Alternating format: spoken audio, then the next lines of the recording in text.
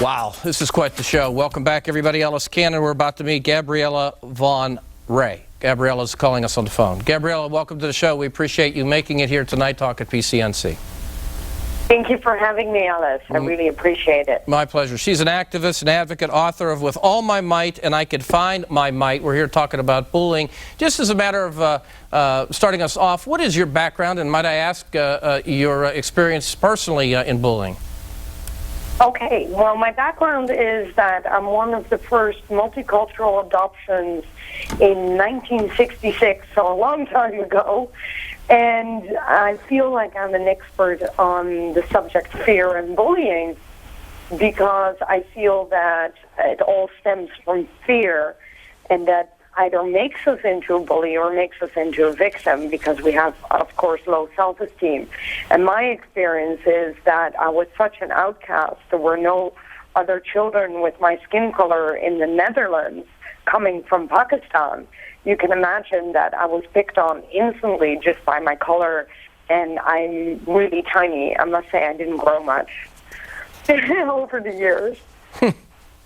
Well, I want to ask you this, Gabriella, because clearly there's an international background, being from Pakistan, and yet the reality is this is also a worldwide issue, very much so in the United States. It's not limited to any particular place. I know there's been some research done about the effect of it long term, done by Duke, that's pretty frightening and plays out to the adult phase of our lives, and pretty frightening. What does your investigation show about the number or percentage of kids that are being bullied right now? At the moment, honestly, 85% of the hands go up every time I do an assembly or a challenge day or where I'm present in the classroom. And that's very frightening. And one of the things that's much more frightening is that both educators and parents think it will go away. But it won't, because we leave these kids quite defenseless. I think there is a huge difference in the 60s, 70s, where I had to grow up, and today. And what I believe is the big difference is that today children tell each other that they're not worthy of living. So we have a lot of kids actually believing this and thus committing suicide. So I would say the bullying of today have deadly consequences all over the world. And when we talk about bullying, on the one hand, I don't want to overthink it. On the other hand, it's broader than just a kid pushing another kid around, common stuff when you're growing up. It is emotional, it is verbal, it's physical. I mean, there's a wide spectrum of activities, or should I say, behavior that would ultimately lead to classification of bullying. We come back, I want to talk to our guest Gabriella Von Ray about steps to prevent it. Talk about something called active witnesses. She's talked about that. We'll talk about what that all means right here on PCNC and 2.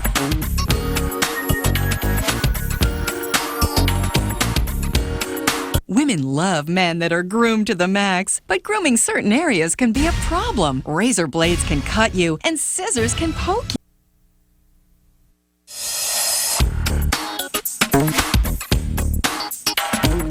Welcome back, everybody. Shows like tonight do not just happen. Thank you to everybody in the back, Michael, George, Courtney, and of course, Caitlin. It's been quite a show tonight. We're joined again by Gabriella Von Ray, an expert in bullying. I brought up active witnesses in just a previous segment, Gabriella. You have a 3-step program to halt bullying, and it starts really with that phrase, active witnesses. Talk a little bit about, A, what that is, and B, what those 3 steps are. Okay, first of all, the first step is being an active witness. So it means that basically all of us are bystanders because the children give the bully power by standing around and letting it happen. So I say to everyone, become an active witness. Once you become an active witness, you actually need to walk away. You don't even need to go into peer pressure. Just walk away from the group. Other friends of yours will follow, and then you're an active witness because you did something about it. Okay, so that's the step. Go ahead. Yeah, sorry. No, go ahead. No, you go ahead. You're the expert. The second step is being about intervention. About recognizing the signs. Often, parents actually don't know that their kid could be the bully or is the victim, because one of the things that children have, and even adults, we don't tell our partners that we have low self-esteem. We really don't. So we find that very humiliating to go to the person that we love the most and where we feel the most safe to tell them that we have a problem. So finding out who's the victim, who's the bully, really look for the signs. And just a little thing I want to just quickly throw in there is the signs are that the bully and the victim are often mirror images of each other. And then last but not least, the step 3 is basically to do an intervention between the bully and the victim with a counselor in the school or even in the workplace. And the moment you do that, the bully and the victim then see that they have a lot in common because they're both very fearful, low self-esteem, a lot of insecurities, and a lot of invisible constraints, I would say. And again, I can't point out more, it has consequences. People think about suicide all the way through adulthood. Right. Because they've heard those words over and over again. And on top of it, we have social media today. Right, that's where I was that headed. just amplifies everything. Well, that's where I was headed. Two things. When I was a kid, growing up, 60s, 70s, I mean, I was the guy that not only took a briefcase to high school, like a plastic briefcase, but I wore, as my kids now know, polyester pants with hard shoes. You can imagine with the clean haircut just how well that was received. And so I got my share of what I guess would be considered bullying. But I had, it worked out. But we're in a different world right now in many respects because what you just touched on, and I was going to get to it.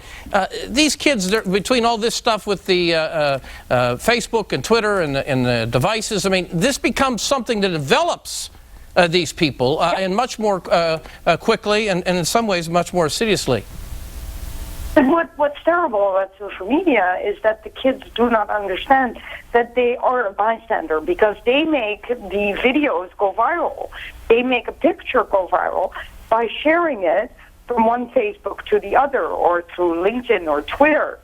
And that, I think, they should realize, and that's what I try to do in the schools when I talk, is they need to realize that they are amplifying it. Right. And they should not do that. They should see a picture and then write in the comment, this is not nice. That's right. Please stop it. Do it there, do it in person, be the active witness. It's a difficult thing, it's a challenging thing in some respects, but it's the right thing. Gabriella, we appreciate the time and the insight. Thank you very much. All right, thank you. Yeah, I'm not kidding. Plastic briefcase, polyester pants and hard shoes, clean haircut.